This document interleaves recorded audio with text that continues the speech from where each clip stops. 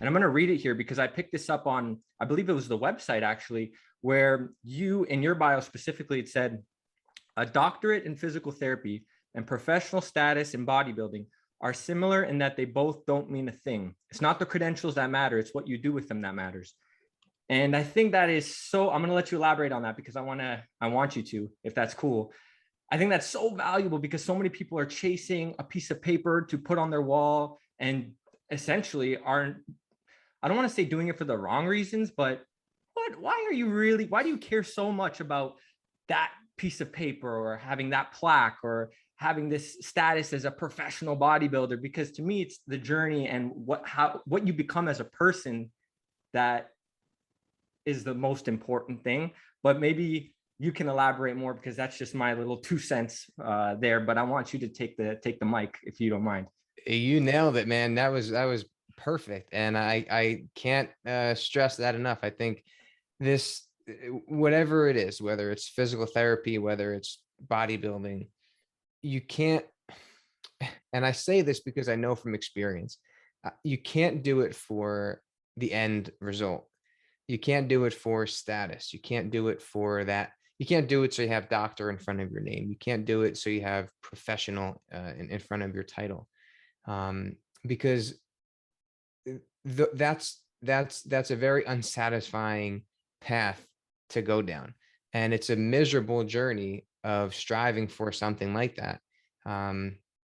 It's almost like, you ever see Finding Nemo? Yes. Do you know at the end, like after the credits, when all the fish from the tank, they finally get across the street and into the water, and they're sitting there in the bags, and they're like, now what do we do? And then they're like, we didn't think about this part. We just were so set on getting from that dentist office to the ocean. But now Right. they're like, oh, that was kind of anticlimactic. Like, now what? So the point is that you need to love that journey of getting to the ocean, right? You need to love the grind. You need to love the training, the dieting, the camaraderie, the social media support, and you need to just live and love that journey of bodybuilding. Just like physical therapy, you can't go into physical therapy to make money or to become a doctor, or you need to do it for reasons that are separate from that. You need to do it because you want to help people, because you want to improve, further your own knowledge, and you're passionate about health and the human body and getting people back to doing things that they love.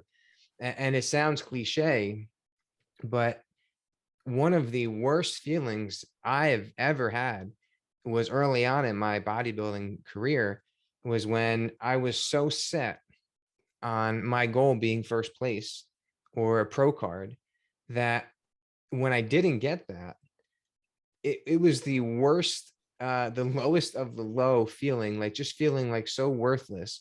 And I found myself wanting to compete more and more, because I wanted to get in that show that had like two other people, and like the one guy like never didn't look like he lifted, and the other guy like was not too good either, so that I would take first place and I can go home with that first place trophy and perhaps get my pro card. And then I realized, like, what am I doing? Like, that's not even like, that's not what this sport is all about. So once I made that change and I realized that I can bring the best physique of my life and put it on a stage, and I can get first place or I can get fifth place without changing a thing about me. It's just the people that show up.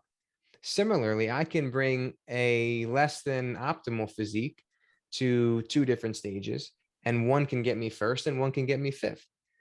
So once I realized that, I realized that I'm putting my faith in something so fluctuating and so out of my control. It's like the weather. We have zero control over it, right? So then when I figured that out and I started getting more confident in myself, then I started enjoying the sport more, because I wasn't chasing that pro card. I wasn't chasing that first place.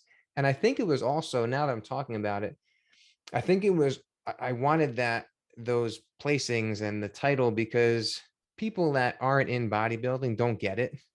Like, the first thing normal people ask you after a competition is, oh, so what place did you get? And you're like, well, I got third. They don't want to hear the fact that, like, yeah, but I was much bigger than last show. I was leaner than last show.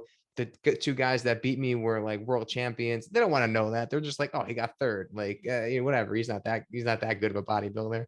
But us in the sport know that that is anything but the truth. So I think initially part of it was I was concerned with what other people would think of me. Like they knew that I was working so hard at this bodybuilding thing. And I was afraid, I think, of them saying like, look at how much time and effort Nick puts into this, and he only got fourth place. So once I became more confident in myself and I started looking at the sport more as a lifestyle, and well, it was always a lifestyle, I guess, but I guess I changed the goal, stopped being so focused on that pro card and things like that. And then lo and behold, I got my pro card. So it ended up working out, and then it's nice. It is nice to have, but again, it what it means is not what many people think it means.